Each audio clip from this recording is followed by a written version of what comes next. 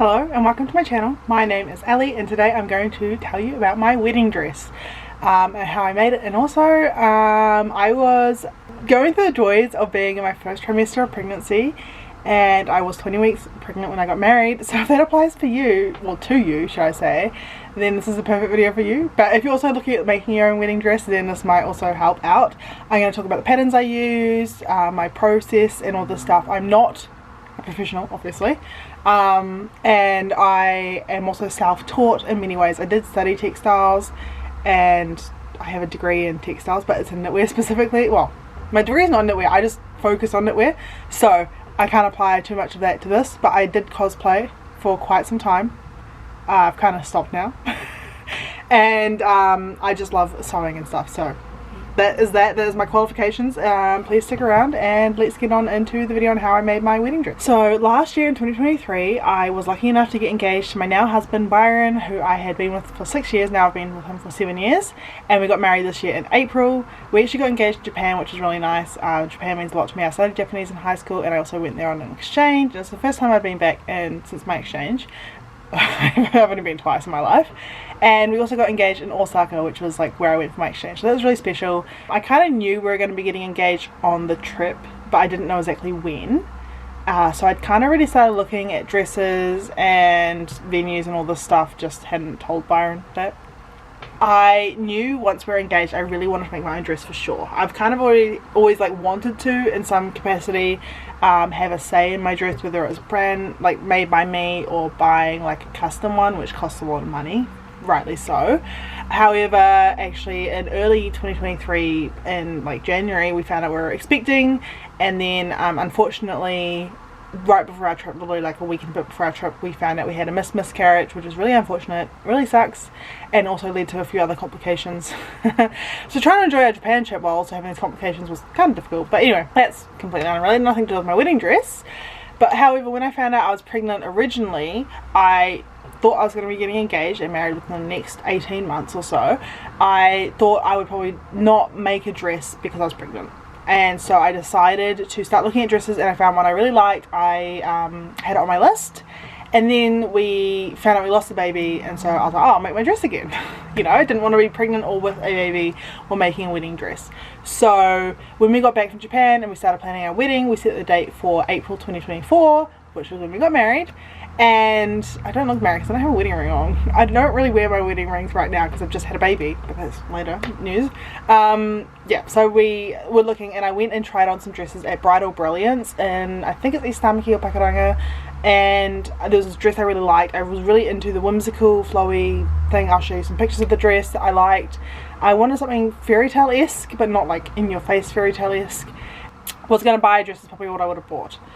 But yeah, because I wasn't pregnant at the time, I decided I'd make it, or not make this dress specifically, but make something similar. I like the style, and that was something I found really important, was actually to go try on dresses to see what style fit me and what suited me, because I actually tried on a few other styles that I had been potentially interested in, and they didn't fit me very well because my body type, I'm a tall girl but I'm not skinny, so you know, I've got bigger breasts and thicker thighs, so you know, you want things to look nice.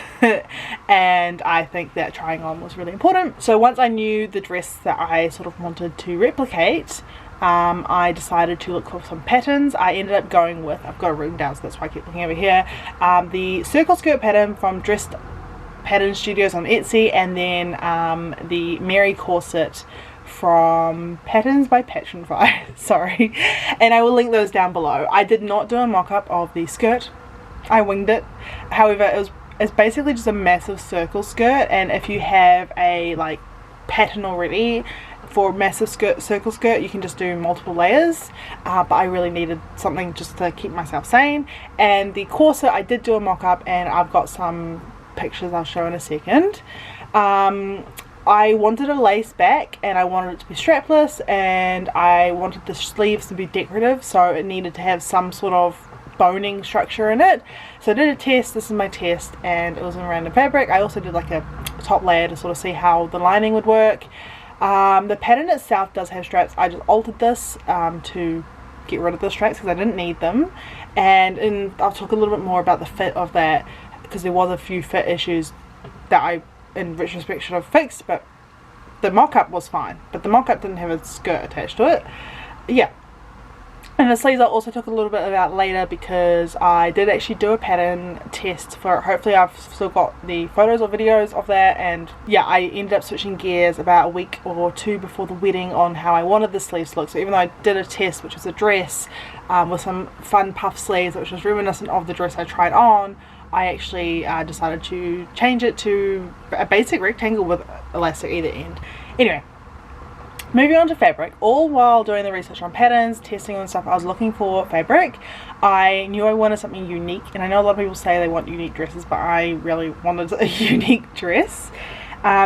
Also partially because I was in some wedding groups like on Facebook, and I just saw people posting their dresses and they all had the same dress, and I thought, I know it's very nice, wedding dresses are beautiful, but I want something no one else will have, especially because we weren't doing like a fancy wedding. So, and I was making my dress, so why not make it unique? I ended up purchasing this tulle fabric with lace stitching. I actually still have some in my in my stash, because I bought way too much that I needed. I think I bought 20 meters, it probably only needed like 15 or something. And I also purchased the plain tulle fabric underneath from AliExpress, which was for the skirt and a bit of structure for the bodice. The lining fabric, however, I did purchase in person, as I wanted it to be a specific colour and I didn't trust the quality and the colours when buying online. We ended up going to a fabric store in East Tamaki in Auckland for this, and it was like $10 a metre, so I think I bought 10 metres or so, and yeah, I still think I have them as well. Yeah, so now getting into the nitty gritty. Once I had all my testing stuff done, I started to focus on the actual dress. My wedding was in April, and so I started this in like October, November last year. However, life threw me a bit of a curveball afterwards, so I really bought all the stuff when things changed. I started to cut the fabric of the skirt on the floor of our living room. Then in December of 2023, literally right at the beginning of the month, we not only found out we had to move by March, we're getting married in April, as our landlords were coming back to New Zealand, we also found out we were expecting a baby. And we weren't like hinged on the fact we were going to have this baby because of my previous miscarriage. And also the whole me not wanting to make my wedding dress if I was pregnant or expecting a child kind of got thrown out the window. So yeah, I really failed at that one. Anyway, because I'd already bought the fabric and I was determined now and I'd done all the testing stuff, I decided that I was going to go ahead with making my own dress.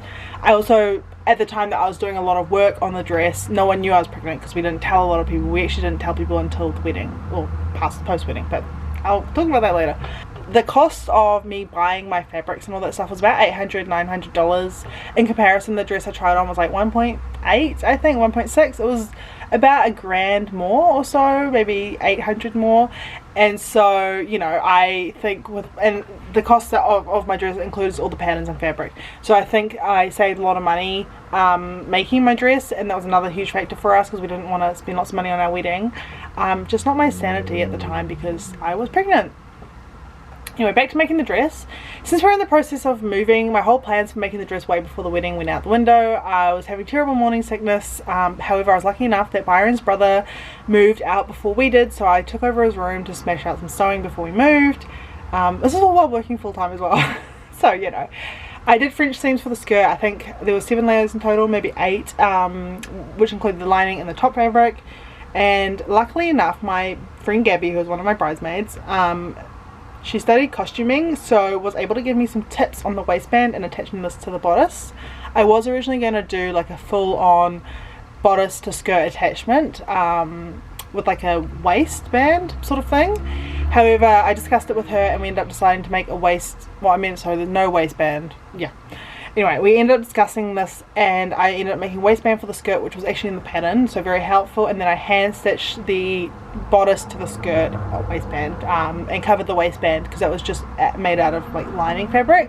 Although I have a background in textiles, construction is not my strong suit. I'm fully self-taught in the sewing and the construction side of things, so Gabby's help was a lifesaver and I'm really appreciative of that. She also didn't know that I was dying of morning sickness at the time, so she really saved me in this. Yeah.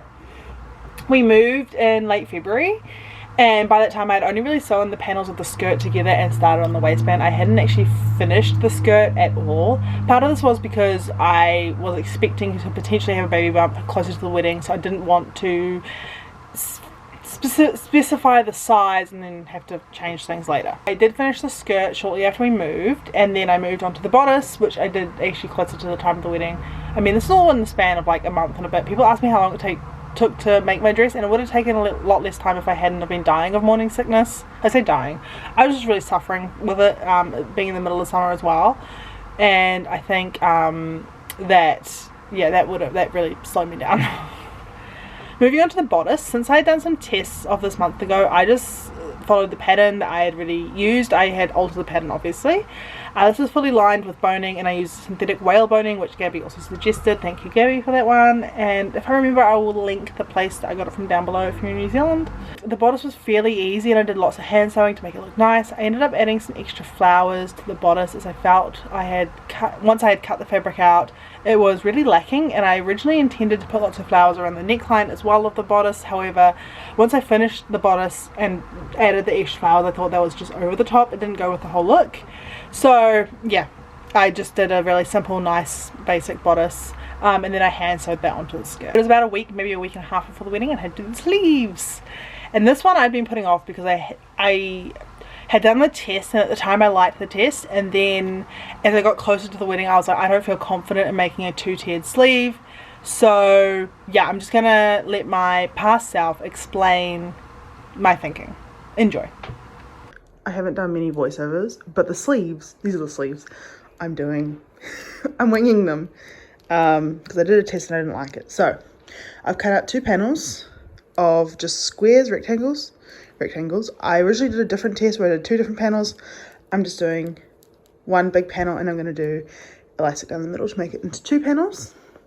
This is going to be the bottom, I think, and this will be the top at this end.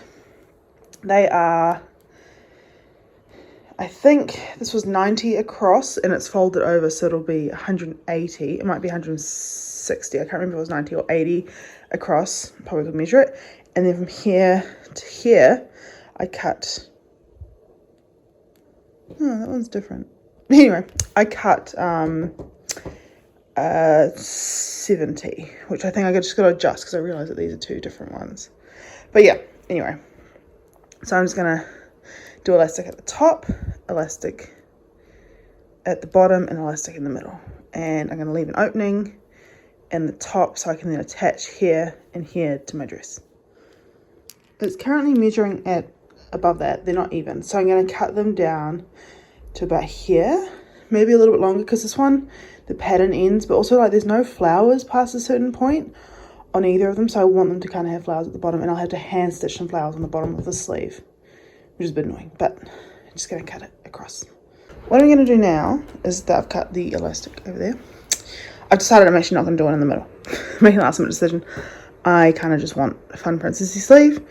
I'm going to do this, sew it, wait no, gosh, yeah, I'm going to do that, sew it, thread the elastic through, tie it, do all that fun things, and then right sides together. Same for the top. Well, no, for the top I am going to do the casing, but I'm not going to do it in the same way because I want it to be open at one side. Sorry about my feet. I want it to be open at one side because that's where it's going to attach to my dress. So I want the elastic to end about here, so maybe a little bit actually. I'm not sure 100% yet. I'm probably going to wing it as I go, but I'll have a little bit that's not elasticated, I think. I don't know, maybe I will have it to the end.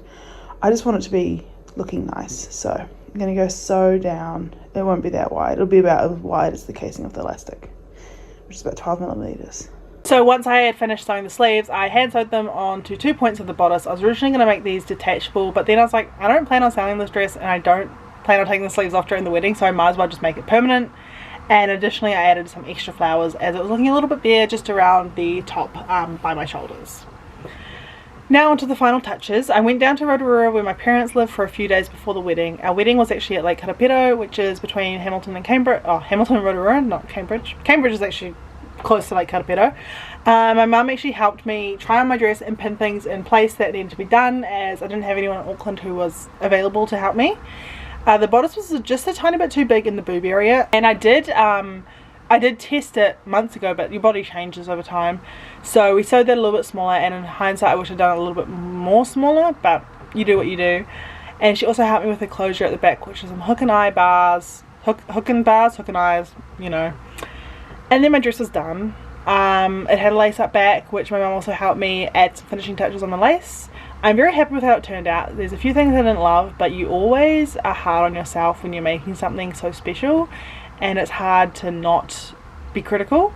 I would say though, it was like a dream to make my own wedding dress. I'm so happy, and it's taken me so long to film this video as well because I had a baby. I was 20 weeks pregnant when we got married, and I think my dress did a good job of hiding that. I mean, I do look pregnant.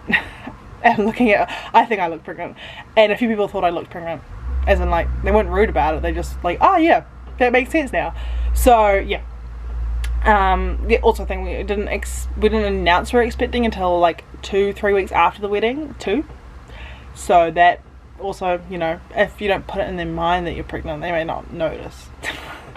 Anyway, I hope you enjoyed this video and this look into making my wedding dress. If you're looking at making your own wedding dress, then hopefully this kind of helps. I know it's not super helpful because it's not a tutorial, it's just me talking through making my dress and my steps and how I got to the point. However, if you have any questions, although I'm not an expert, I'm happy to attempt to answer or point you in directions of things. I will link the patterns down below that I use. I thought these were really good patterns, really easy. They do require some understanding of sewing, especially the corset one. Corset's always hard, so you know, not super simple.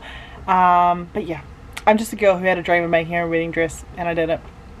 Proud of myself, and I'll see you guys all in my next video, hopefully. Subscribe.